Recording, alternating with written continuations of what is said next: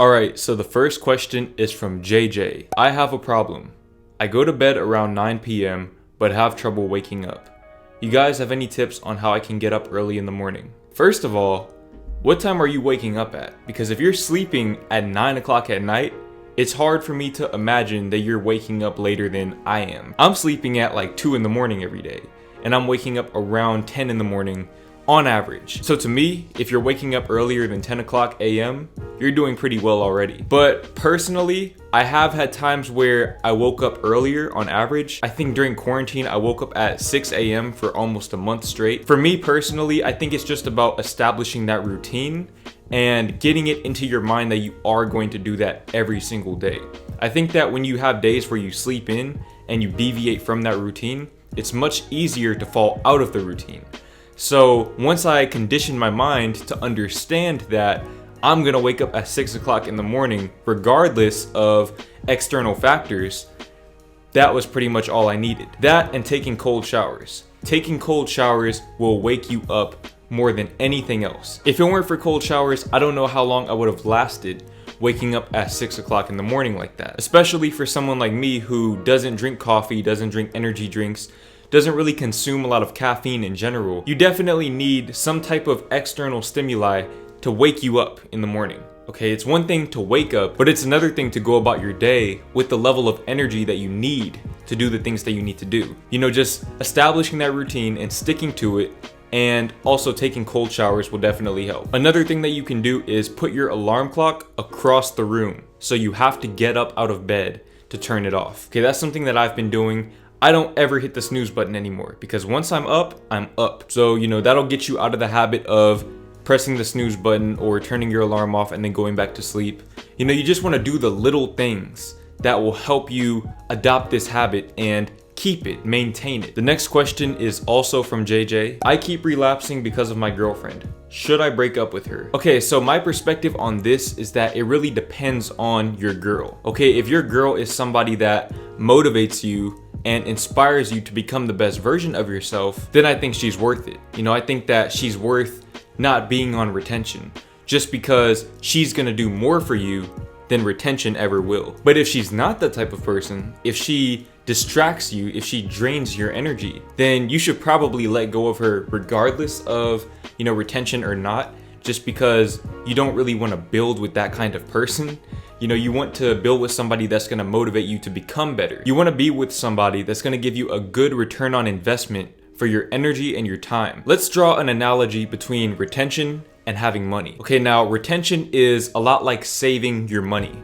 You're saving the money that you have. You're saving the money that you're receiving, which is good because now you have more money. But being with the right girl and relapsing with the right girl is like taking that money that you've saved up and investing that money. Okay, when you save your money, for those of you who aren't very familiar with savings accounts and things like that, you're gonna have a low interest rate relative to if you invested your money in, say, an index fund or a mutual fund. If you wanna be rich, you have to invest. You can't get rich by saving your money. And it works the same way with retention and having the right relationship with a girl. You know, if you're with a girl that makes you better in every aspect of life, you're getting a good return on your investment and she is worth relapsing over. I feel like people get so caught up in retention and holding their seed that they don't think about what they're going to invest it into.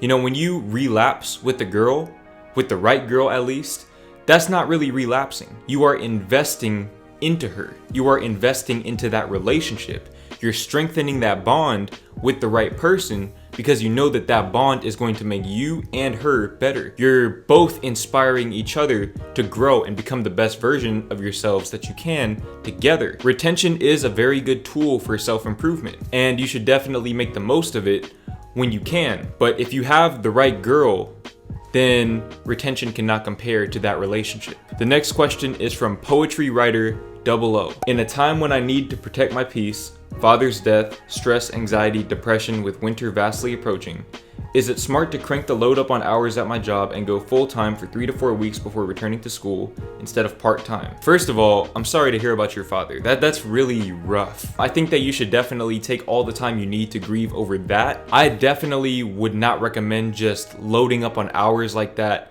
unless, you know, that's making you feel better, if that's kind of your coping mechanism. But aside from that, I think that you should definitely take some time for yourself, even though I know that this question was well over a month ago and, you know, you probably made your decision already anyways. To anyone else watching this that's in that situation, I feel like, you know, you need to understand yourself. You have to have enough self-awareness to know if doing that type of thing is going to help you or harm you moving forward. You know, it's nice to have money, it's nice to be able to buy things, but at what expense? You know, if you're spending all of your time and neglecting your mental health for the sake of money, you're not really going to get much out of that. You know, you need to do what's best for you and your mental health first, prioritize that over money, and then from there, you know, you can start working. And I know you have other things that you have going for you because I know you personally. So, you know, put a lot of work into those things and just take the time that you need to heal from that situation. And it's obviously not going to be easy. You know, it's going to take you a long time, probably years, but definitely try to be patient with yourself. You know, like you said, you need to protect your peace. And if you feel like work detracts from that, then you should definitely not do that. You know, you should definitely not load up on hours like that. You should take some time for yourself, even ask for time off if you can afford to do that. The next question is from Noah. Hey Jordan, I have a problem with forgiving people. I keep having flashbacks of times when I was hurt mentally by friends and others in the past. I keep trying to forgive and forget, but I find it really difficult. Even when these incidents took place months and years ago, it still hurts me to this day. I'm wondering if you have any tips I could incorporate into my life which can allow me to move on for good and to also forgive them in the situation. I definitely understand where you're coming from with that. You know, it's hard to forgive people. I obviously don't know what they did to you, but it clearly must have been pretty bad if, you know, you're still thinking about those things. What you have to understand is that forgiving other people is not for them. It's for you. Okay, you're forgiving people for your peace of mind, not for them, not to make them feel better about what they did. Is to make yourself feel better. Another thing that you need to understand is that if people hurt you mentally, like if they attacked your character in some way, shape, or form, or did things to tear you down, you have to understand that others can only tear you down as much as you tear yourself down. Let's say, for example, you're walking down the street wearing a black shirt, and somebody walks up to you and says, I hate that white shirt that you're wearing. It's not really gonna mean anything to you because clearly you have on a black shirt and you know that and you're secure in knowing that you have a black shirt on. Therefore, their words mean absolutely nothing to you. Once you learn to own your insecurities, it'll work the same way for people trying to attack your character. That's something that I had to learn along my YouTube journey, is that when I see those negative comments, those comments would only bother me if that negative self-talk was already there.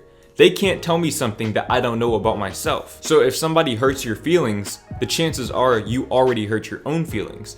And that's why I said forgiveness is about yourself and not them. You need to forgive yourself. Forgive yourself for feeling that way about yourself. And then what you'll naturally find is that you'll forgive them as well because you love yourself enough to not want all of that baggage anymore. You know, you want to be free from the perspectives that they tried to force on you. The perspectives that they really brought to light from within you. You should be thanking them, if anything, because they showed you the insecurities that you had. Now, does that mean that it was right for them to do what they did? No, it doesn't. But at the end of the day, it's all about perspective. Examine your reaction, your internal reaction to those situations, and you'll find all of your insecurities and just learn to own those things.